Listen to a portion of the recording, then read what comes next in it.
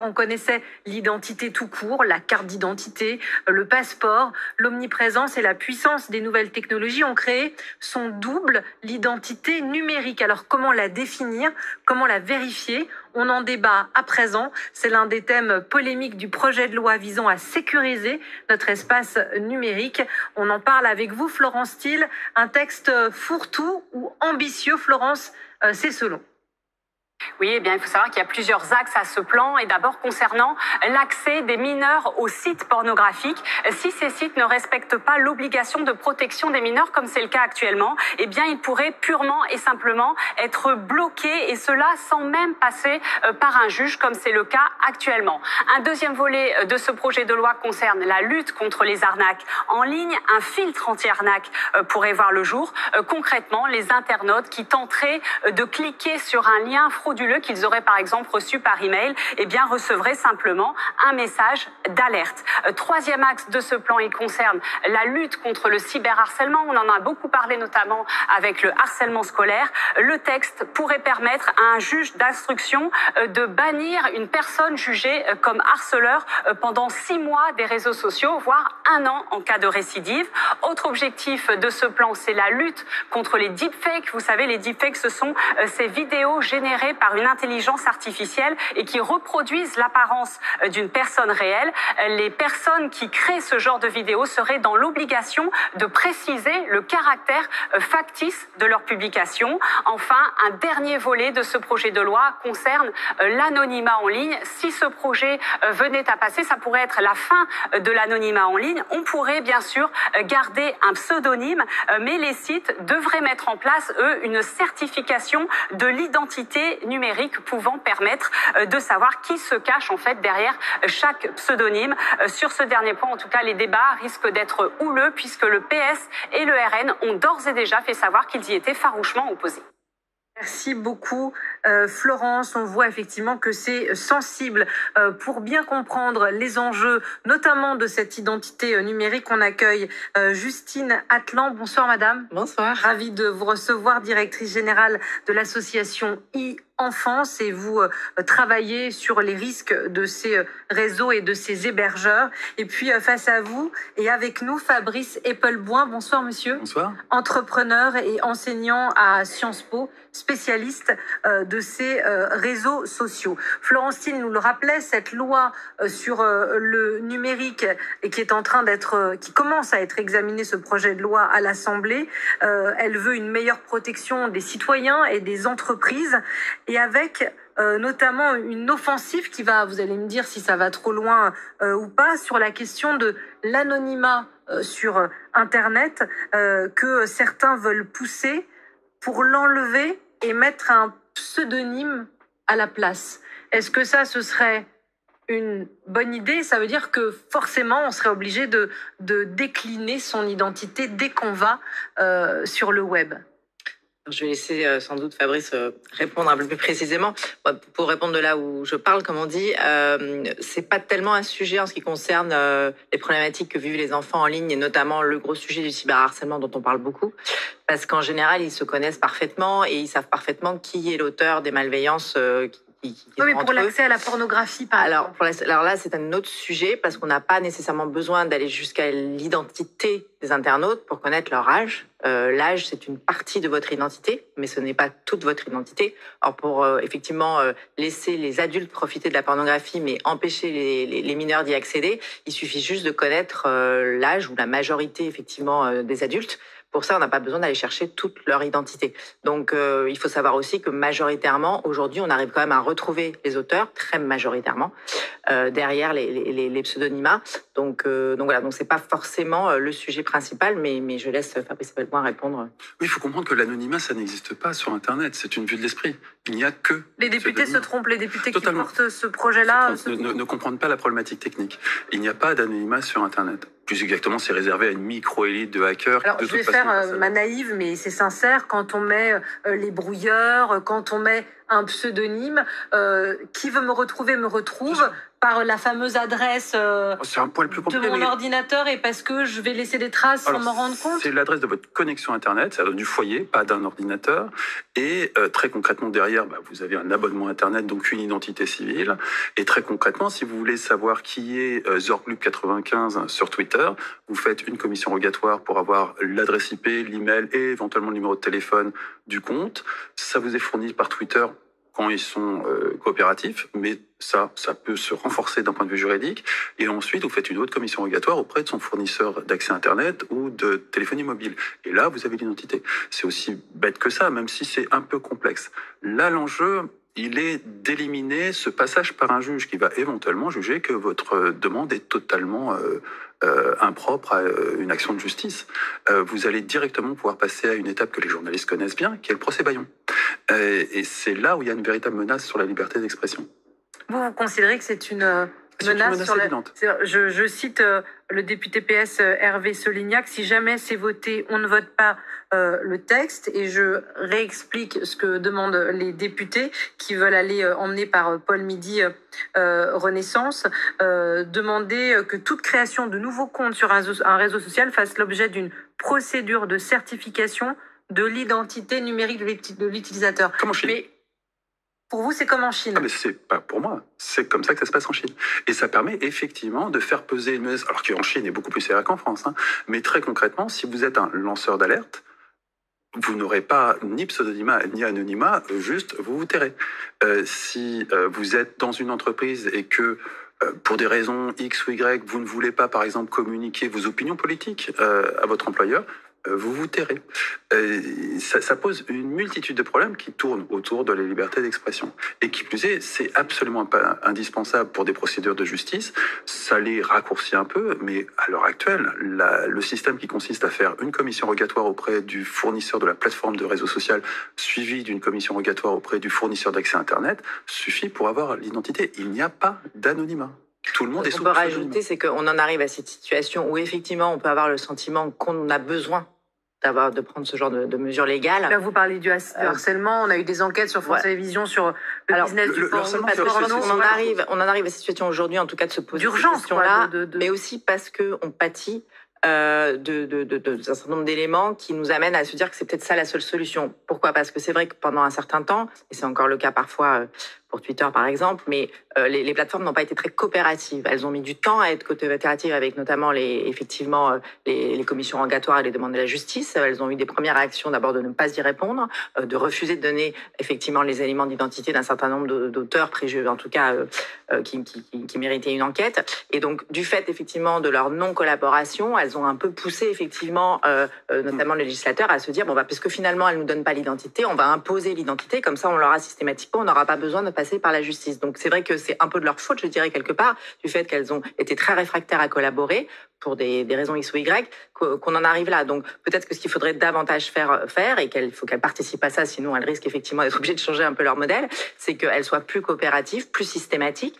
et qu'effectivement si on sait sur les réseaux que si on commet des actes illégaux, que si effectivement on est auteur d'un certain nombre de comportements, qu'on risque, même si on est caché derrière un pseudo, d'être quand même identifié par la plateforme qui elle-même va venir, peut-être pas besoin d'en arriver jusqu'à la justice, mais qui elle-même va vous dire attention, là tu es en train de ne pas respecter les règles de ma plateforme, tu es en train d'avoir des actes effectivement même illégaux, et si tu continues, je vais bannir ton compte ou te le supprimer, etc. Si les plateformes étaient plus coopératives et qu'elles faisaient régner chez elles leurs propres règles, et la loi d'ailleurs, parce qu'elles y sont obligées aussi, peut-être qu'effectivement, déjà les gens auraient peut-être moins tendance à se sentir complètement protégés effectivement derrière le pseudonymat, et peut-être qu'il ferait davantage attention, qu'on n'en serait pas obligé aujourd'hui d'en arriver à ces mesures-là. Donc je pense qu'il faut aussi revoir un peu les comportements qui peuvent être améliorés chez les plateformes, comme beaucoup d'autres comportements chez elles, pour ne pas arriver effectivement à remettre en cause complètement l'anonymat sur Internet, enfin le pseudonymat, pardon, pas l'anonymat, le pseudonymat sur Internet, qui effectivement est la règle depuis le début. Mais pardon, Justine Atlan, ça peut pas être comment dire, décourageant inhibant pour ceux qui veulent mal se comporter sur Internet, pour ceux qui mettent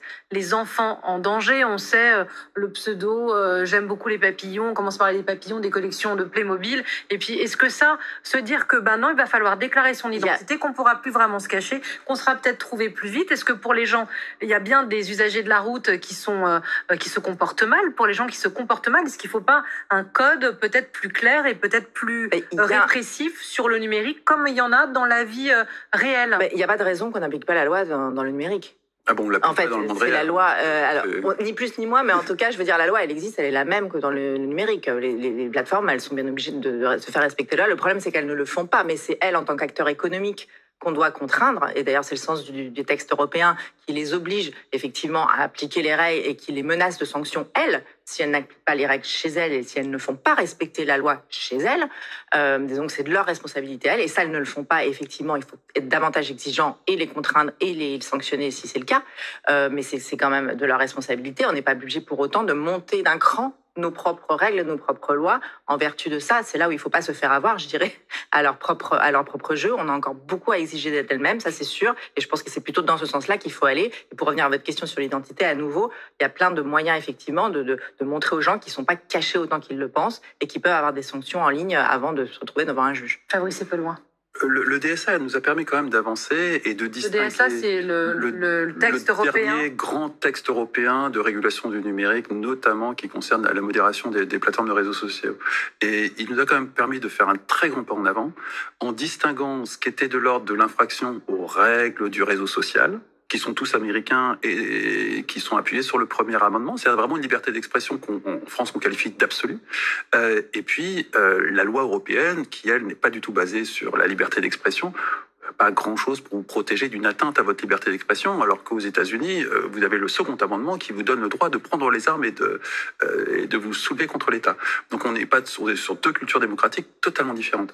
Avec le DSA, si je constate une infraction aux lois européennes, je passe par un canal de signalement qui concerne les lois européennes. Je ne m'adresse pas aux règles d'utilisation de Twitter ou de Facebook. Je m'adresse au droit européen. Et on a délégué aux plateformes, privatisées en quelque sorte une fonction judiciaire, le fait de mettre en application le droit européen. Pas les règles de la plateforme, le droit européen. Sur Twitter, aujourd'hui, vous pouvez signaler un contenu qui est contraire aux règles d'utilisation de Twitter ou un contenu qui est contraire au droit européen. C'est deux canaux de signalisation différents. C'est un immense progrès parce que très concrètement, si Twitter ne respecte pas le DSA, il peut arriver vers des sanctions terribles. Security Act, on est d'accord. Alors que si Twitter est en charge de faire respecter ses règles, c'est selon son bon vouloir, ce qui est quelque part assez naturel. Alors, on parle de la France, de ce qui se passe aujourd'hui à l'Assemblée. On commence à être étudié par les députés. On n'est pas le seul pays à plancher sur la protection des citoyens, si besoin de protection il y a sur le numérique. Exemple à Londres, avec vous. Bonsoir, Ambroise Boulaise. Vous êtes notre correspondant Ambroise à Londres. Les Britanniques, et là on est vraiment raccord, ont adopté il y a quelques jours le Online Safety Bill. Vous nous expliquez ça? Oui, alors le gouvernement britannique veut que cette loi fasse du Royaume-Uni le pays au monde où il sera le plus sûr d'aller naviguer sur Internet, rien que ça. Alors ce texte de loi s'inspire en fait d'une avancée qui avait été obtenue il y a très longtemps, pendant la révolution industrielle. À l'époque, le Royaume-Uni avait introduit une obligation pour les patrons de protéger leurs employés dans les usines, avec l'idée qu'ils seraient tenus responsables si les salariés se blessaient au travail. Et bien là, cette idée, elle est transposée aux plateformes numériques qui auront donc un devoir d'attention pour protéger leurs utilisateurs et en particulier les mineurs. Elles devront donc empêcher la publication ou supprimer très rapidement les contenus, par exemple, qui incitent au suicide ou à l'automutilation. C'est très important, c'est une réaction à un cas qui a été très médiatisé ici, d'une jeune fille de 14 ans qui s'était donné la mort il y a quelques années après avoir été exposée à des milliers de contenus sur le suicide mis en avant par l'algorithme des réseaux sociaux. Alors cette loi veut aussi cibler la pédopornographie, l'apologie du terrorisme.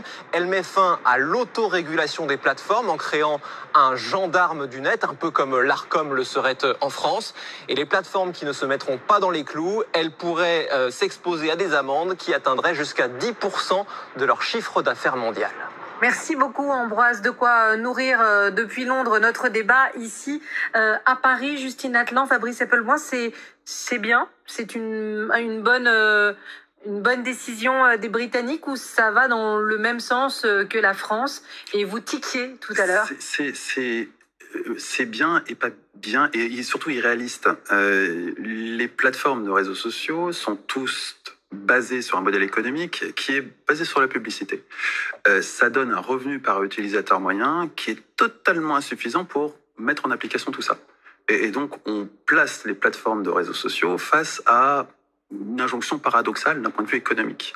Ça a donné chez Twitter les fonctions premium qui n'ont pas trop marché de façon à augmenter les revenus par utilisateur. Ça donne la même chose chez Facebook qui a lui aussi sorti plus discrètement des fonctions premium parce que de toute façon, on ne pourra pas mettre en place cette régulation sans avoir de la main-d'œuvre ou une autre approche, qui est le cas de Twitter, de modération algorithmique. Mais très concrètement, je sors régulièrement un exemple qui me semble très parlant. La Chine, c'est 800 millions d'utilisateurs de plateformes de réseaux sociaux. Un peu l'équivalent de notre Twitter et de notre Facebook, enfin du Twitter américain et du Facebook américain. Pour modérer tout ça, je mets des guillemets sur modérer, on est en Chine, on a besoin de 1 à 2 millions de modérateurs. C'est inenvisageable comme masse salariale pour Facebook. Totalement inenvisageable. Donc on est face mais ça veut dire, pardon monsieur, mais on laisse faire, c'est-à-dire qu'on laisse les plateformes faire leur loi parce que c'est trop compliqué qu'elles se comportent correctement. Ah bah ça c'est un peu entériné. Hein. Les plateformes elles sont là, elles ont complètement retissé du coup, social. Il n'y a plus de bataille, il n'y a plus de. Non, il y a des approches algorithmiques. Typiquement, Twitter a mis en place quelque chose qui est de l'ordre de l'automodération collective. Si je vous bloque sur Twitter, je vais baisser votre visibilité. Le fait que je sois membre premium, que vous baisserez encore plus. Et si vous avez un comportement insupportable sur Twitter, vous allez avoir beaucoup de gens qui vont vous bloquer et votre visibilité va baisser. Et donc finalement, tout ce que vous dites aura très peu de portée. Ça c'est l'approche de Twitter qui, de toute façon, toute petite entreprise à côté de Facebook, qui ne peut pas se permettre d'imaginer avoir des centaines de milliers de modérateurs. L'approche de Facebook, pour l'instant, c'est un mystère. On ne sait pas très bien comment ils vont procéder pour arriver à modérer tout ça, parce que surveiller, je pense typiquement le harcèlement dans les milieux scolaires, surveiller tout ça, c'est surveiller des millions de personnes, ça demande une main-d'œuvre considérable. Et le temps où on expliquait promptement, où Mark Zuckerberg expliquait à Emmanuel Macron que l'intelligence artificielle allait s'en charger, ça n'existe pas. On a eu des fuites de documents internes de Facebook entre-temps qui montrent qu'en interne, Facebook, qui emploie les plus grands spécialistes du monde en intelligence artificielle, envisageait d'arriver à 5% des conduites problématiques identifiées par l'intelligence artificielle et d'imaginer que peut-être un jour on arrivera à 10%. Alors c'est très intéressant ce que vous nous dites. Justine Atlan, Ambroise Boulez, notre correspondant à Londres, nous parlait du cas de cette jeune fille qui s'était suicidée après avoir été exposée à trop d'images de suicide. On a des parents, vous suivez évidemment ces affaires de harcèlement qui ont porté plainte sur TikTok parce que, là encore, on accuse le réseau social dans les fameuses bulles. Est-ce que ce que décrivait Ambroise sur cette nouvelle sévérité vis-à-vis des réseaux peut être une inspiration pour nous en France? Alors, je pense que d'abord, les Anglais s'inspirent en fait du DSA. Parce qu'il ne faut pas oublier que l'Angleterre n'est plus dans l'Europe, donc il a fallu qu'elle fasse un peu son DSA sur son île. Donc, par ailleurs, cela dit, ils sont assez moteurs au niveau européen. Les Anglais sur la protection de l'enfance en ligne, et ils ont toujours été un peu en avance sur nous, avec alors une logique qui est plus effectivement dans l'adhésion des plateformes, puisque la contrainte c'est un peu à l'anglo-saxonne. Et ils obtiennent des résultats pour autant. Après, c'est vrai qu'il y a ce problème de modèle économique, d'algorithme, tout ce qu'on veut, effectivement, qui pousse des contenus extrêmement radicaux, quelle que soit leur nature. Qui rend la modération d'une notion extrêmement difficile, parce qu'en fait, on n'a pas la main-d'œuvre pour le faire. Alors, c'est vrai quand même qu'il y a de la modération d'intelligence artificielle, mais tout ça, c'est des choix. Ça reste des choix humains, donc ça reste le choix de ces entreprises-là, à un moment, de se leur responsabilité. Et malgré tout, effectivement, de se dire, on ne peut pas traiter les mineurs, les enfants, les adolescents, comme des adultes. On ne doit pas le faire sur ces plateformes comme ailleurs. Donc, on doit, effectivement, trouver une solution pour les reconnaître en ligne, pour pouvoir, effectivement, leur offrir des services adaptés, parce que ces plateformes-là, finalement, ont mis en place un certain nombre de paramétrages, de fonctionnalités qui sont censés s'adapter à différents âges, qui sont pour certains très bien, qui sont en tout cas des bonnes idées. Néanmoins, ça rencontre jamais sa cible, puisque les mineurs se cachent derrière des majeurs qui font semblant d'être, ne donnent pas leur âge et donc ne profitent même pas de ce qui peut potentiellement leur être proposé. Donc on reste quand même dans une idée qu'il faut impérativement, à un moment, il va falloir leur imposer, de faire respecter leurs propres règles, comme disait Fabrice Eppelboin, parce que c'est eux qui ont décidé qu'ils n'acceptaient pas, par exemple, les moins de 13 ans. Ce n'est pas une loi, hein. Il n'y a aucune loi qui dit qu'ils n'ont pas le droit de prendre les moins de 13 ans. C'est eux qui se sont auto-censurés parce qu'ils ont l'obligation d'avoir l'accord explicite des parents aux États-Unis s'ils acceptent les moins de 13 ans.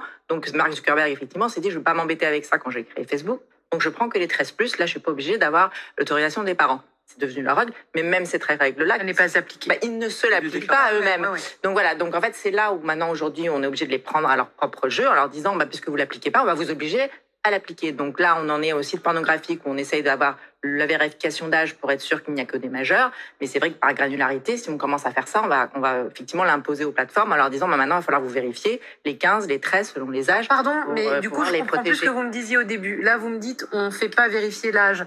Parce que je reviens à ce que vous disiez tout à l'heure, l'âge est une part d'identité. Mais est-ce que ça ne peut pas aider pour les mineurs et l'accès au... On n'est pas obligé d'aller jusqu'à l'identité. On peut avoir... Je n'ai pas besoin de savoir que vous appelez Patricia Lazon. Je veux juste savoir si vous êtes majeur ou pas. J'ai pas du tout besoin de savoir. D'accord, mais est-ce qu'une carte d'identité numérique ne peut pas, ou une carte d'identité ne peut pas aider à prouver l'âge? Ça peut aider. D'ailleurs, vous avez des acteurs des grandes plateformes qui le demandent. Hein. YouTube, de façon un peu aléatoire. Si vous commencez à regarder des contenus sur YouTube qui peuvent nécessiter le fait que vous soyez majeur, ils vont de façon un peu aléatoire, ponctuellement, vous demander, tout d'un coup, effectivement, sans que vous vous attendiez, de prouver votre majorité. Oui, mais comme disait monsieur, c'est déclaratif. Il n'y a pas besoin de montrer sa carte d'identité. Non, justement pas. Si, d'accord. Et ils peuvent vous demander, éventuellement, de montrer votre carte d'identité si vous le souhaitez, ou un autre système. Alors, voilà, on peut faire plein de choses, mais ils commencent à vous le demander. Après, ça, le problème, il vient plutôt de nous tous. C'est-à-dire aussi, il va falloir qu'on ait une adhésion sociale, citoyenneté numérique, internaute, de se dire, est-ce que je suis prêt à donner une preuve de ma majorité? Encore une fois, je suis pas obligée d'aller jusqu'à l'identité,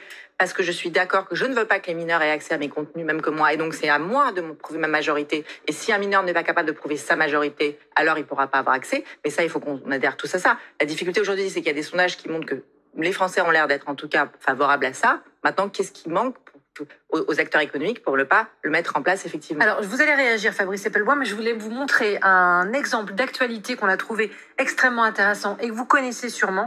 La Cour suprême des États-Unis examine une plainte déposée par la famille d'une des victimes des attentats de Paris. Vous allez voir son visage de cette jeune fille qui avait 23 ans et qui est morte à la terrasse de la Belle Équipe. Elle s'appelait Noémie Gonzalez. Elle était en échange en France. Sa famille a porté plainte contre 3 réseaux sociaux, enfin, en tout cas 3 géants du net, Google, Twitter dont vous parliez, monsieur, Facebook et YouTube qu'on peut relier à Google. Et c'est la Cour suprême des États-Unis qui aujourd'hui examine cette plainte, puisque Google est accusé d'avoir participé à la propagation de messages d'organisations djihadistes et, disent les parents, ou se plaignent les parents, à la radicalisation des terroristes qui a abouti en quelque sorte à la mort de leur fille. Alors, j'entends que chacun dit qu'il faut faire que les entreprises numériques doivent s'appliquer leurs propres règles, etc. Mais on voit aussi que la justice, là, ça remonte à la Cour suprême des États-Unis. Alors, oui. Qui va devoir rendre, et qui est quand même la plus haute instance judiciaire du pays. C'est que ces algorithmes n'ont qu'un seul et unique but, c'est faire de l'argent. Pour faire de l'argent... Là, ils ont fait des morts, si on croit aussi les parents. C'est très corrélé. Pour faire de l'argent, elles ont besoin de votre temps de cerveau disponible.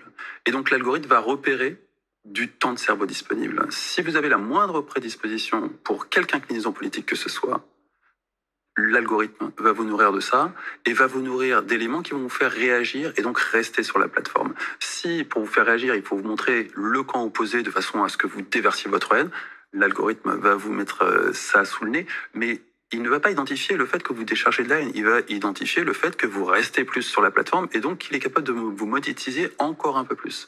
C'est comme ça que ça fonctionne et c'est ces algorithmes qui ont polarisé l'opinion publique depuis 15 ans dans toutes les sociétés, occidentales comme orientales, comme moyen-orientales. On l'a vu avec la Russie, etc.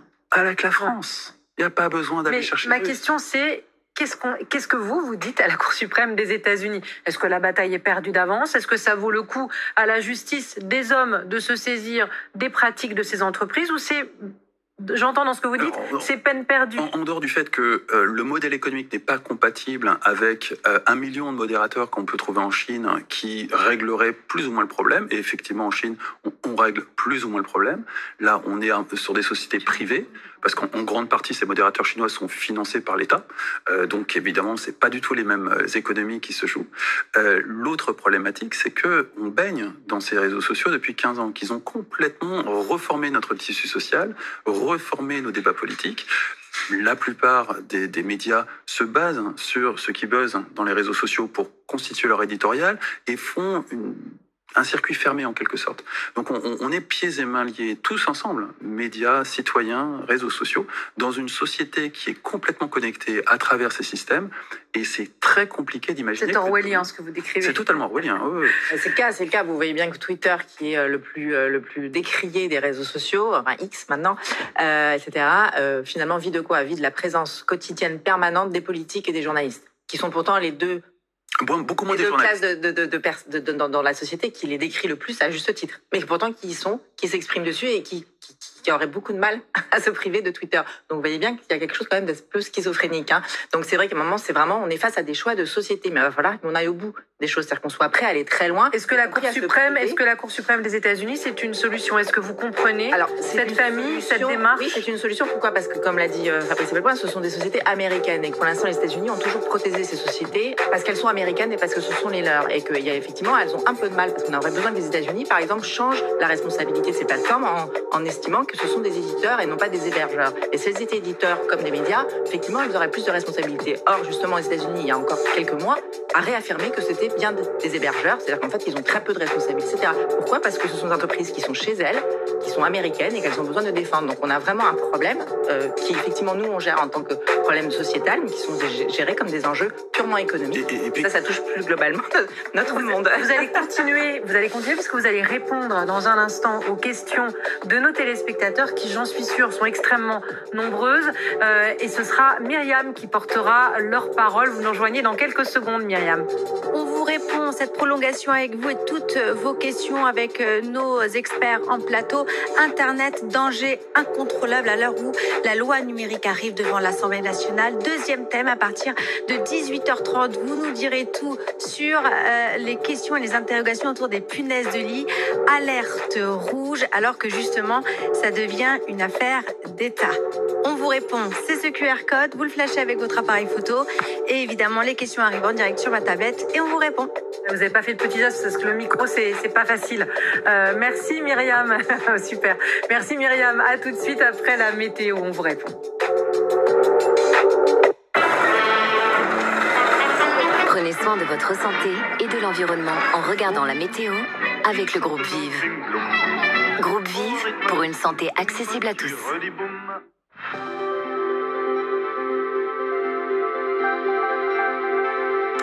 Bonjour à tous, retour d'un temps plus calme aujourd'hui sur l'Hexagone avec l'anticyclone qui est en train de se reformer. Du coup, on avait pas mal d'humidité en basse-couche ce matin et cet après-midi, ce sera laiteux sur une majeure partie du pays, notamment sur les régions septentrionales de la Bretagne, la Normandie, en remontant vers les Hauts-de-France et les Ardennes. Quelques gouttes possibles d'ailleurs sur la côte d'Opale. Plus on ira vers le sud, mieux ce sera. Sur une large partie des régions centrales, on aura un ciel laiteux et donc le retour du soleil en Méditerranée avec le Mistral.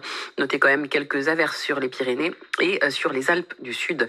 Côté température, ça baisse très logiquement par rapport aux derniers jours, mais nous resterons quand même 2-3 degrés au-dessus des valeurs de référence, de 16 jusqu'à 29 degrés à Perpignan.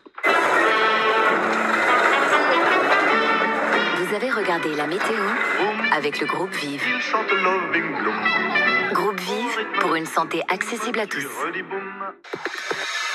Si vous voulez tout comprendre de l'actualité de la journée, je vous donne rendez-vous à 23h pour 1 heure d'infos. On va passer 1 heure ensemble pour décrypter l'actualité française, internationale, politique, économique, culturelle. On ne va pas s'ennuyer et surtout, toutes nos infos seront vérifiées et mises en perspective par nos journalistes et par nos invités. Retrouvez-moi à 23h sur France Info, Canal 27, pour la grande édition du soir.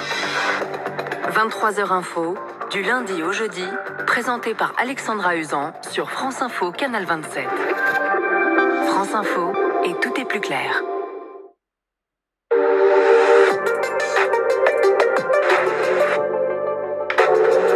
réglait nos tablettes avec Myriam, mais tout marche. On va pouvoir vous répondre puisqu'il est 18h et dans la deuxième partie de votre émission, on vous répond avec nos deux experts qui sont toujours à nos côtés et on les remercie. Justine Atlan, directrice générale d'association e-enfance, et à vos côtés, Fabrice Eppelboin, entrepreneur et enseignant à Sciences Po, spécialiste des réseaux sociaux. Regardez, le thème s'affiche, le QR code est quelque part au-dessus de ma tête. Internet, danger incontrôlable. C'est les questions sur ce thème que vous pouvez nous poser alors que les députés planchent sur un projet de loi sur la sécurité numérique. Myriam est plongée dans vos questions. Y en a-t-il trop? Il n'y en a jamais assez. Non, on va dire ça. Il y en a quand même beaucoup. Donc on va essayer de s'adapter. Merci beaucoup d'être avec nous. Je vous le rappelle, le QR code est là. Vous présentez votre appareil photo devant le QR code. Un petit lien s'affiche, vous appuyez dessus et vous arrivez sur l'interface. Vos questions arrivent ici en direct. On va commencer avec celle que Tom vient tout juste de poser en vous écoutant. Il vous demande pourquoi passer par une régulation de l'ensemble du numérique qui ouvre la porte à une menace de la liberté d'expression. Il n'est pas le seul à nous poser cette question-là.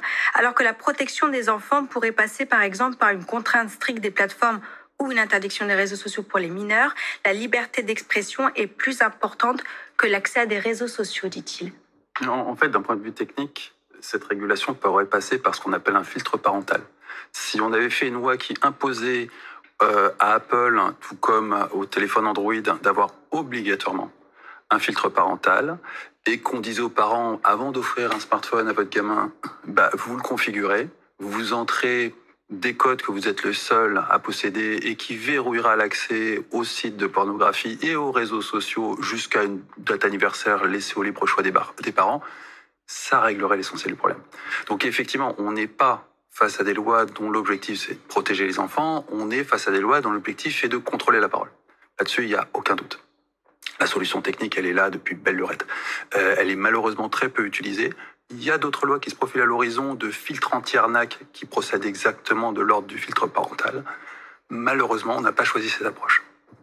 Vous pensez que les députés qui font cette proposition veulent nous censurer, en fait? C'est ça que vous nous dites? Alors, pour en avoir rencontré, notamment Paul Midi, non, je pense que beaucoup d'entre eux sont parfaitement sincères, juste ils n'ont pas la compétence technique. Pour vous. D'accord. On n'a aucune compréhension technique. On vit dans un pays dans lequel la norme des dirigeants, ce sont des études de business, de droit ou parfois de littérature, mais en aucun cas de technologie. Il y a très très peu de compétences technologiques parmi nos dirigeants. Alors justement, c'est la question de Max. Plus ou moins, pendant la crise du Covid, il fallait une autorisation pour sortir de chez soi. Bon, on comprendra chacun son parallèle. Et maintenant, on ne peut rien faire contre le cyberharcèlement et la pornographie. Est-ce une question de moyens ou le manque de volonté? Alors le cyberharcèlement, c'est quelque chose de très intéressant parce qu'on l'aborde à travers le cyberharcèlement à l'école, qui est effectivement dramatique, et on occulte complètement le fait que toutes nos pratiques militantes, tout parti confondu, ont basculé dans le cyberharcèlement depuis belle lurette. On cyberharcèle les opposants politiques à son propre parti, à son propre camp. On va cyberharceler les complotistes. Les complotistes eux-mêmes vont cyberharceler les chasseurs de complotistes. On a des membres éminents, je pense à Marlène Schiappa, qui s'est fait attraper à de nombreuses reprises en train d'orchestrer des campagnes de harcèlement contre des journalistes, notamment Samuel Laurent, qui en a fait un livre, qui est journaliste au Monde et qui a été harcelé par les troupes de Marlène Schiappa. C'est devenu une pratique militante standardisée et financée par l'État. Et ensuite, on s'étonne que dans les cours d'école, les enfants reproduisent le comportement des adultes. Oh, mais les enfants ne regardent pas forcément les tweets de Marlène Schiappa. Pas du tout. Par contre, ils regardent les comportements militants de ne serait-ce que leurs grands frères, à qui on apprend dès leurs initiations à la politique à adopter ce genre de pratique. Donc c'est un manque de volonté, c'est la question. Non, c'est un comportement humain qui s'est généralisé dans la société et qui est adoubé aussi bien par les gens qui nous gouvernent que par l'opposition politique, que par tout le monde. Moi, le fait de retrouver dans les cours d'école n'a rien de très surprenant. C'est un problème global de la société tout entière.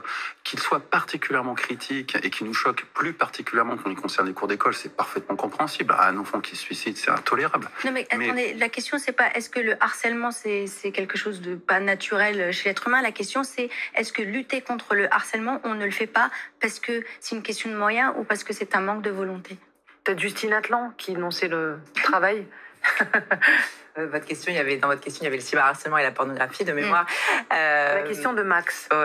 Donc effectivement, oui, il y a forcément un manque de volonté. Les moyens existent, on peut tout faire aujourd'hui. On sait tout faire, on peut tout faire. Donc si on ne fait pas, c'est qu'on ne veut pas. Ce sont des choix économiques, des choix d'entreprise. Encore une fois, on demande à des entreprises dont l'objectif est de faire du profit, ce qui est normal, on peut pas demander autre chose, de gérer de l'intérêt général, ce que normalement on confie effectivement aux États. Donc on voit bien qu'il y a un conflit d'intérêt au sens noble du terme. On n'est pas sur les mêmes. Donc effectivement, l'État essaie de reprendre la main en disant bon, très bien, vous avez votre modèle économique, mais il y a effectivement des effets de bord graves puisqu'il peut y avoir des suicides, etc. Et les jeunes qui normalement qui ne doivent pas être confrontés à la pornographie, ils sont, donc on va vous contraindre. On contraint les réseaux sociaux, on essaie de les obliger, le DSA va dans ce sens-là, etc., à retirer très rapidement des contenus, à être beaucoup plus présent sur de la modération, à bannir des comptes, etc., ce qui, encore une fois, sont leurs pratiques et qu'ils devraient faire naturellement beaucoup plus, mais qui ne font pas, donc on finit par les prendre à leur propre jeu, puisque vous ne faites pas vous-même vos propres sanctions, on va vous obliger de les mettre en place et de le faire plus systématiquement, et ça aura forcément des vertus, parce que si n'importe quel jeune sait que s'il cyberharcèle et qu'il est attrapé sur TikTok, et que TikTok lui-même lui dit, mais maintenant tu arrêtes de faire ça chez moi et je te bannis, ils vont arrêter. Et si on connaît tous des gens à qui c'est arrivé, on va arrêter comme le feu rouge, effectivement. On brûle pas le feu rouge même si on était pressé parce qu'on a peur du gendarme derrière éventuellement. Donc ça fonctionne. Pour la pornographie, c'est pareil. Il faut savoir qu'il y a des actions en justice en ce moment, depuis 3 ans, qui ont été menées par l'Arcom, qui sont menées par des associations comme la nôtre, parce qu'on veut forcer effectivement la justice à constater que les sites pornographiques ne respectent pas la loi qui les oblige à vérifier l'âge, qui ne le font pas depuis 3 ans et que donc il faut les couper. Mais qui refuse de les couper? C'est effectivement la justice qui refuse de dire effectivement ces sites sont dans l'illégalité, on les coupe en France, et je ne suis pas contre la pornographie, c'est vraiment juste de respecter le cadre légal qui fait qu'en France, un mineur n'a pas le droit d'être confronté à de la pornographie. Donc oui, il y a un manque de volonté, parfois politique, parfois de la justice. Ce qui est sûr, c'est que ces entreprises, les sites pornographiques, n'ont pas du tout envie de ne plus avoir des mineurs sur leur plateforme, puisque ça leur fait du trafic et donc de l'argent. Pourquoi? C'est la question de chef. Pourquoi la nouvelle loi concernant l'interdiction et la restriction des sites pornographiques concernant les mineurs n'est pas respectée actuellement? Parce que la justice, encore une fois, qui en est saisie, là, effectivement, je considère que la justice n'a pas de courage politique. Et la justice, c'est un organe politique dans une société comme la nôtre qui, effectivement, est là pour faire respecter les lois. Aujourd'hui, elle a été saisie au moins 2 ou 3 fois. Nous, on est en cassation, on attend une décision d'ici la fin du mois. Enfin, pour la première fois, l'avocat général a rendu des conclusions qui sembleraient dire qu'il considère effectivement qu'au niveau de la loi, il faudrait effectivement les bloquer tant qu'elles ne sont pas en conformité. Mais pour l'instant, elle n'est pas, parce que les sites pornographiques ne veulent pas respecter la loi et qu'encore une fois, ils arrivent à trouver des biais juridiques en opposant effectivement, soi-disant, la liberté d'expression. Je ne vois pas très bien ce que la liberté d'expression vient faire dans la consultation de sites pornographiques par des mineurs, mais bon, la liberté d'expression et la protection des mineurs. Mais là, à nouveau, on est dans un choix politique d'une société. Qu'est-ce qu'elle privilégie? De laisser des mineurs regarder de la pornographie de façon totalement libre à n'importe quel âge, alors que c'est pas dans notre cadre légal, ou effectivement de préserver la liberté des majeurs de pouvoir consulter de la pornographie, qui serait un droit suprême, on ne sait pas pourquoi, de toute façon, sans avoir à même prouver effectivement sa majorité. C'est un droit suprême parce qu'ils ont apporté à l'arrache. Je vais vous laisser répondre, mais juste Elora vous entend, et bien sûr, c'est un commentaire que je partage avec vous. Combien d'adolescents déclarent avoir été victimes de cyberharcèlement et de pornographie? Elle vient d'écrire ce message en vous écoutant. Beaucoup de victimes ont porté plainte, mais la justice n'a jamais rien fait, ou alors cela n'a pas été pris au sérieux. Je vous laisse... Ah oui, mais ça, vous êtes face à un phénomène qui s'appelle le pas de vague, qui est plutôt propre à... Le pas de vague? Pas de vague, qui est un hashtag qui a été lancé depuis des années déjà, qui aurait pu sauter avec Samuel Paty, mais visiblement ça n'a pas été suffisant, où le système éducatif a tendance à masquer ces problèmes. Et à un point où aujourd'hui les problèmes sont tellement considérables que on est face aux écuries d'Augias. Avec une volonté politique qui a été en tout cas affichée récemment par le ministre de l'Éducation, et des comptes à rendre au rectorat de Versailles, etc. Enfin, en tout cas, une politique qui a été annoncée et détaillée. Annoncée et détaillée, on va voir comment elle se décline. Ça va être très compliqué parce qu'on a pris une génération de retard, soyons clairs. Les territoires perdus de la République, c'est 2005 de mémoire. Donc ça fait 20 ans qu'on aurait dû agir pour régler le problème dans le cadre scolaire. Je rappelle que dans le dernier classement PISA, une partie du classement PISA concerne le classement international sur la qualité, ou en tout cas le rang des écoles à travers le monde. L'enseignement à travers le monde entier, à l'exception de l'Afrique. Et très concrètement, un des chapitres du classement PISA qu'on a souvent tendance à négliger mesure la discipline en cours. On est parmi les 3 pires de la planète en matière de discipline en cours. Un cours sur 2 en France ne peut pas avoir lieu parce qu'il est perturbé par du chahut. C'est spectaculaire comme résultat. Ça n'est pas arrivé du jour au lendemain. On s'est endormi très longtemps. J'ai juste une question sur la pornographie et le cyberharcèlement, mais que je pose à Justine Atlan. Parmi la proposition de loi qui est examinée à partir d'aujourd'hui, le gouvernement va confier à l'Arcom, donc l'autorité de régulation de la communication audiovisuelle et numérique, le pouvoir d'ordonner sans le concours d'un juge le blocage par les opérateurs télécoms et le déréférencement des sites pornographiques qui n'empêchent pas les mineurs d'accéder à leur contenu. Et ça vient des propositions du rapport des 4 sénatrices. Est-ce que ça, c'est une bonne chose? Une chose utile? Moi, je suis juriste de formation, donc je peux jamais me satisfaire et me réjouir d'un pouvoir du juge qu'on donne à une autorité indépendante. Donc, un blocage administratif, je ne suis pas favorable dans un état de droit. Ça me choque qu'on ne puisse pas passer par un juge. Mais effectivement, j'ai envie de dire, à nouveau, ce que j'ai dit tout à l'heure, c'est de la faute de la justice. Elle a été saisie X fois de ce sujet. Elle est encore là, on lui demande... C'est la faute de la justice si finalement on va se passer de la justice pour bloquer un site. Ça fait 3 ans qu'on lui demande de se prononcer là-dessus, qu'on lui demande d'acter le fait que si ces sites pornographiques ne respectent une loi très précise qui les oblige à mettre en place un système. Ils ne leur demandent pas une obligation de résultat, on ne leur demande pas d'être sûr qu'il n'y a pas de mineurs, on leur demande juste de mettre en place un système qui permet de vérifier l'âge. Il y en a plein qui existent aujourd'hui. Ils ne le font pas.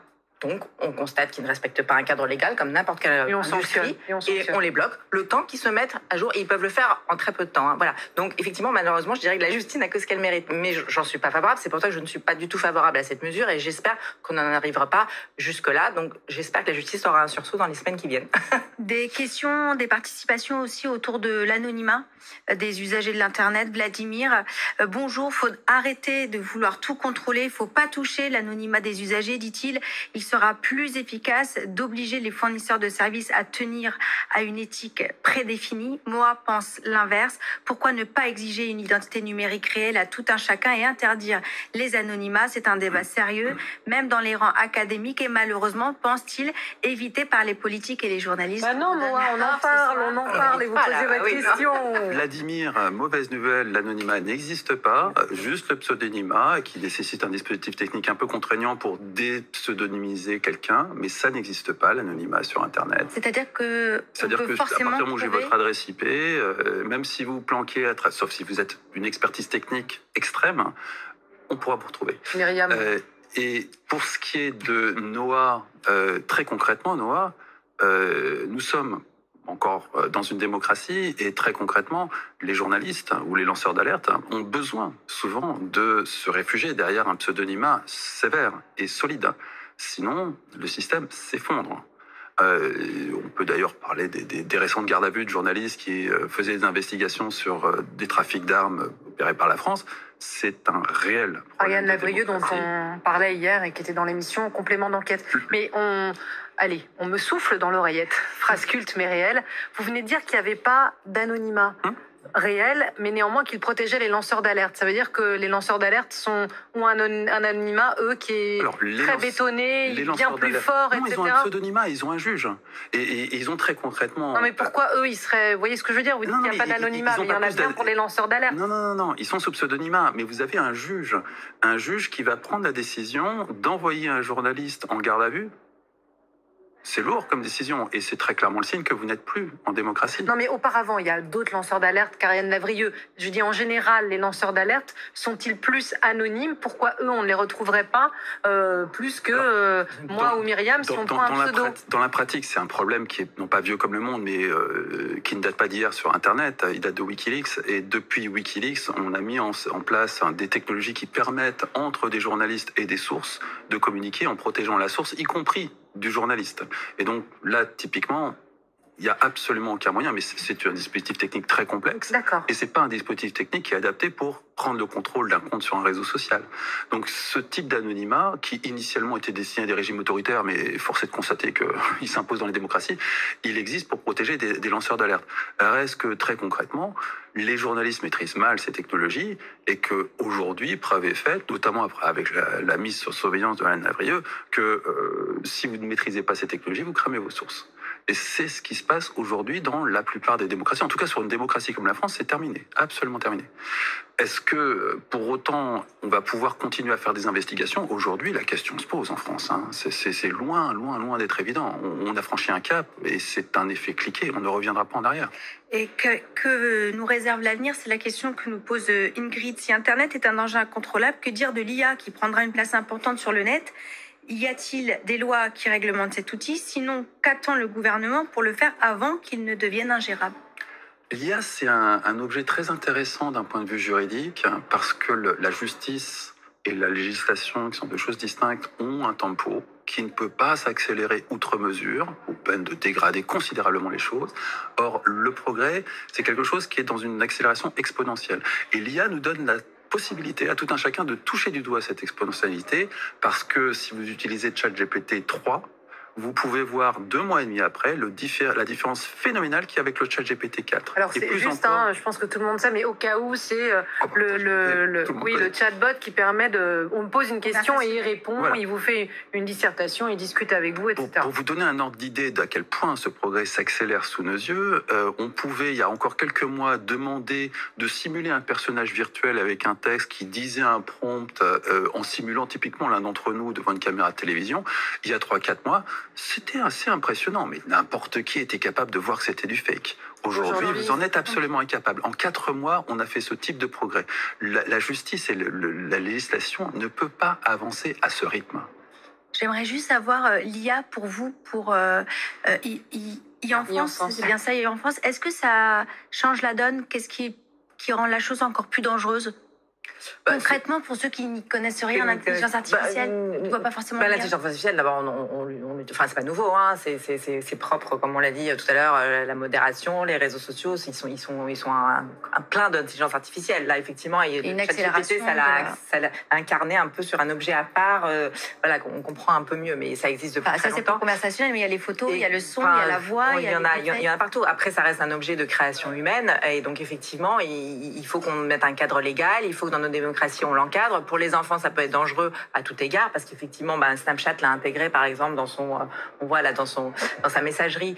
Et donc, la première personne à qui vous pouvez parler spontanément sur Snapchat, c'est une intelligence artificielle, mais l'intelligence artificielle, elle est programmée, ce n'est pas un être humain, et on voit qu'il y a des dérives qui peuvent effectivement influencer des enfants à avoir des actes dangereux pour eux, etc., parce que vous allez entretenir, et puis c'est vous-même d'ailleurs qui allez alimenter votre intelligence artificielle, donc on revient dans des systèmes de bulles algorithmiques qui peuvent être dangereux. Mais c'est vrai que, tout ce dont on parle aujourd'hui, ça interroge vraiment, effectivement, le fondement de nos sociétés, de nos démocraties. C'est-à-dire, on ne va pas se laisser quand même mener par des machines. Les machines, elles sont créées par des êtres humains. Donc, c'est quand même, oui, mais non, mais ça, c'est des choix de société. Moi, effectivement, je suis un peu comme Patrice Valaison, je refuse de me soumettre. Donc, à un moment, il faut effectivement qu'on reprenne la main. On a un décalage, effectivement, technologique, de compétences technologiques, que les politiques n'ont pas. Bon, on commence quand même à être un peu moins, je dirais, lamentable qu'on a été pendant 20 ans. Effectivement, ça monte un peu plus, etc. Mais il faut évidemment reprendre la main. Il faut aussi pas traiter tout le monde pareil, le monde au sens de la planète. C'est-à-dire que le problème, c'est qu'ils nous ont offert un modèle en nous disant, il faut que ça soit le même partout. Alors effectivement, en Chine, en Iran, en France, etc. Non, on n'est pas dans les mêmes sociétés, on n'est pas dans les modèles démocratiques. Donc effectivement, il y a des choses qui peuvent être adaptées à nos pays, qui ne le seront pas dans d'autres, et vice-versa. Donc on va être obligé aussi, et c'est ça, à mon avis, le futur de leur modèle, qu'il va falloir leur contraindre de faire, et ils sont en train de le faire. De toute façon, ils n'ont pas le choix. Non seulement de monétiser un peu, donc de rendre ça un peu plus payant, et puis ensuite de le localiser, comme ils disent, c'est-à-dire de pas traiter la même façon en France, en Russie, en Chine, etc. Et ça, il va falloir qu'il y ait petit à petit des modules et de la modération, etc. au niveau national. C'est pas leur modèle, mais il va falloir qu'ils y arrivent, et c'est comme ça qu'on les contrôlera mieux aussi. Mais on va y arriver. Alors, Fabrice Epelboin, vous avez fâché Vladimir. Mon Dieu. Qui vous répond: excusez-moi, mais vous dites un peu n'importe quoi, cher monsieur. Pas besoin d'être expert pour utiliser courtois quand même, Vladimir. Ouais, exactement. Tor ou un service VPN. Ce serait bien que vous nous expliquiez et que vous lui répondiez. Tor a été craqué par la NSA depuis un belle lurette, mais la NSA va pas faire une investigation pour un problème de Tor a été craqué par la NSA, je pense qu'on a atteint des sommets. Tor a été piraté par les Américains. Donc si c'était les Américains qui étaient en charge d'une investigation terroriste, Tor ne serait pas quelque chose de particulièrement fiable. Évidemment, si c'est dans le cadre d'un harcèlement scolaire, ça reste tout à fait fiable. Par contre, se connecter à un réseau social uniquement avec Tor, systématiquement avec Tor, sans jamais faire la moindre erreur qui laisse percer votre identité. Pour rappel, le FSB joue à ce jeu-là. Le FSB, c'est les services secrets russes. Et ils ont malgré tout, à un moment, fait une erreur et ils se sont fait attraper. Donc, vraiment, j'insiste, le fait... Quant au VPN, c'est vraiment une commission rogatoire de plus dans la procédure. C'est rien du tout. Mais Le VPN, c'est le VPN, c'est un système qui vous permet de vous connecter, non pas à Internet, mais à une autre machine quelque part, par un canal sécurisé, et à partir de cette autre machine quelque part, d'accéder à Internet. Donc on brouille ses traces, quoi. On efface ses traces. Non, vous donnez l'adresse IP, la plaque d'immatriculation. Oui, mais Fabrice, on brouille ses traces. Non, pas du tout. C'est un intermédiaire technique de plus. C'est une commission rogatoire de plus. Non, mais pourquoi les gens font ça? Mais par exemple, parce qu'il y a un marketing incroyable. Mais d'accord, mais il y en a qui le font en France. Il y a un marketing. Pardon, mais quand on pirate, ceux qui piratent se mettent un VPN, ils se disent comme ça, on pense que c'est mon voisin qui a piraté. C'est vraiment, ça procède d'une incompréhension de ce que c'est qu'un VPN et de quelles sont les méthodologies pour désanonymiser un VPN en face. Les seuls vrais VPN qui peuvent effectivement vous offrir un véritable anonymat, c'est non seulement de savoir à toutes les étapes ce que vous êtes en train de faire, de louer vous-même la machine distante, de ne pas passer par NordVPN ou un truc de ce genre, et de payer cette machine avec des moyens anonymes, carte prépayée, des choses comme ça, et ensuite de fabriquer vous-même votre propre VPN. Je doute que Vladimir ait le niveau pour faire ça. Vladimir, je crois que vous avez eu la réponse. Vladimir, vous avez eu la réponse. Ça dépend lequel, oui, c'est vrai. Alors, on reprend nos questions et celle de Chef qui est un fidèle. Merci d'être avec nous. Je rappelle que vous avez le QR code qui vous permet de poser vos questions. Pour réduire certaines arnaques en ligne et en mairie ou en milieu hospitalier, ne faut-il pas plus d'argent et peut-être d'argent en cybersécurité dans ces milieux-là?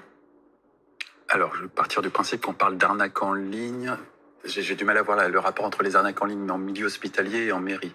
Les milieux hospitaliers sont essentiellement victimes de ransomware plus que en gros, certainement, oui, voilà, craquer Alors, vous savez qu'il y a des hôpitaux. Les hôpitaux qui se font pirater avec du ransomware, on est sur un problème de cybersécurité qui est très loin du cadre législatif qui nous réunit ici. Et on est sur une problématique effectivement d'investissement et de ressources humaines qui sont de toute façon pas en quantité suffisante. Et donc très concrètement, il va falloir habiller Paul pour déshabiller Pierre. C'est compliqué et de toute façon, l'état de l'hôpital n'est pas fantastique, je ne vous apprendrai rien. Il en est de même dans les services cybersécurité des hôpitaux. Mais dans l'idéal, Fabrice, est-ce que c'est ça qu'il faudrait? Est-ce qu'il faudrait plus d'agents en cybersécurité? Mais il n'y a pas plus d'agents. On a un déficit structurel des compétences en cybersécurité au niveau européen qui est de l'ordre du demi-million de talents.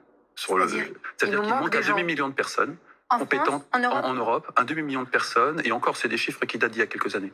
Il nous manque un demi-million de personnes formées en cybersécurité pour assurer la cybersécurité des entreprises. Les hôpitaux, évidemment, sont les moins bien habillés, et en plus sont parmi les technologies les plus complexes, parce qu'il y a une hétérogénéité d'une complexité folle, où le scanner marche sur Windows NT, alors que l'IRM marche sur un autre truc, alors que dans une entreprise, vous pouvez au moins unifier un minimum vos technologies de façon à... Mais vous dites qu'on est très vulnérable, du coup. On est très vulnérable. Extrêmement vulnérable. Okay. Mais là, on est vraiment sur le ransomware. On n'est pas du tout dans ce que la législation... Le ransomware, moi, il faut m'expliquer. Le ransomware, c'est je pirate vos systèmes informatiques, j'accède à vos données, je chiffre toutes vos données, et ensuite, je vous demande une rançon pour vous donner une clé qui va vous permettre de déchiffrer vos données. C'est la délinquance de base de l'Internet. C'est vraiment l'équivalent de la petite délinquance du quotidien, mais sur Internet, et fait par des gens qui ont un doctorat en mathématiques plutôt qu'une capacité à utiliser un AK-47. Bon, on découvre avec vous, où on le sait déjà, la faiblesse dans laquelle nous nous trouvons face à l'Internet et aux réseaux sociaux. Du coup, Jacques vous pose la question, ou en tout cas émet cette idée: l'Internet, les réseaux sociaux, l'intelligence artificielle, les algorithmes et autres nouvelles technologies sont partout. Apprenons quels en sont les avantages et inconvénients, voire les dangers. Peut-être pour... Oui. C'est la pédagogie. Non, mais Justine, mais l'éducation peut-être à ça, quoi. Évidemment, il faut apprendre, mais pas apprendre que d'un point de vue éducatif pour les enfants. C'est-à-dire qu'il faut que la société apprenne effectivement les tenants et les aboutissants de ces entreprises, le modèle économique pour savoir quand même quand on est utilisé, nous, comme données, comme objet, effectivement, notre temps, comme on l'a dit, d'attention, etc. Il faut qu'on comprenne tout ça. Il faut qu'on comprenne où on est, à quoi on sert, comment on se fait avoir, et au moins qu'on se fasse avoir de façon consentante et pas sans s'en rendre compte, quoi. C'est-à-dire qu'il faut vraiment effectivement faire une éducation de toutes les personnes de la société à tout moment pour comprendre bien. Il y a des avantages évident, sinon on n'y serait pas tous. Il y a des avantages, y compris pour les jeunes. Ils y trouvent plein de choses qu'ils trouvent pas ailleurs. Ils trouvent effectivement de l'information, de l'échange, parfois de l'information qu'ils n'ont pas dans leur famille, sur l'épanouissement affectif, sexuel, etc. Enfin, il y a plein de choses qui sont vraiment incontournables et qui sont très importantes pour eux sur les réseaux sociaux. C'est bien pour ça que c'est pas si facile que ça de dire il faut interdire les réseaux sociaux aux jeunes. Non, il y a des jeunes à qui on ferait beaucoup de mal en leur interdisant d'avoir accès. Donc effectivement, l'éducation évidemment, mais l'éducation de tous les âges, toutes les générations, effectivement, à ces outils-là. Et puis des compétences, effectivement, technologiques qu'on va devoir tous avoir aussi. Ça vient aussi un peu interroger l'éducation nationale au sens de c'est quoi les compétences dont on a besoin en 2023 pour être un citoyen éclairé, une société aussi du numérique. On va vous laisser répondre, mais c'est un peu ce que dit Françoise en vous écoutant. Françoise Annick Lacombe, combien savent se servir intelligemment et techniquement d'Internet, des réseaux, etc. S'il y en avait davantage, il n'y aurait pas autant de problèmes de harcèlement, de phishing, de spam, d'arnaque et autres. Est-ce qu'on peut être plus fort que la machine ou c'est quand même déjà, si on connaît les risques, comme pour tout dans la vie, effectivement, on s'en protège mieux. C'est-à-dire que si on sait qu'ils vont arriver, si on sait que c'est possible, donc on va faire attention. Quand on les rencontre, on sait ce que c'est, donc on peut mieux effectivement réagir. C'est vrai pour plein d'autres choses, donc pour ça aussi. Et c'est vrai que là, il y a un déficit énorme de connaissances et donc de protection et donc de capacité à réagir. Donc évidemment qu'il faut éduquer encore une fois toute la société. Ça, c'est une évidence. Fabrice, vous êtes d'accord ? Tout à fait. Il a fallu une trentaine d'années entre l'arrivée de l'automobile et le permis de conduire. Et là, il faut un permis numérique ? Il serait utile, pas nécessairement obligatoire, mais il serait utile, notamment pour les entreprises qui veulent se protéger en matière de cybersécurité, d'instaurer une forme de permis de conduire. De choses qui fassent que, typiquement, ce n'est pas vos erreurs qui allaient permettre à des pirates de pénétrer le réseau de votre entreprise et de chiffrer les données de l'entreprise. Ou ce ne sont pas vos erreurs qui vont faire tout un tas de bêtises qui vont mener soit votre entreprise, soit vous-même, soit vos enfants dans les pires situations. Et Dieu sait que les arnaques prolifèrent sur Internet. Tout ça, ça demande essentiellement de l'éducation populaire, au sens où les enfants comme les adultes sont concernés. Il n'y a pas de différence de compétences entre les enfants et les adultes. En moyenne, l'ignorance crasse règne. C'est pas forcément très complexe, mais ça demande quand même de se redresser les manches et d'aborder le problème comme un besoin d'éducation continue, parce que les technologies évoluent sans cesse, tout au long de la vie, auprès de tous.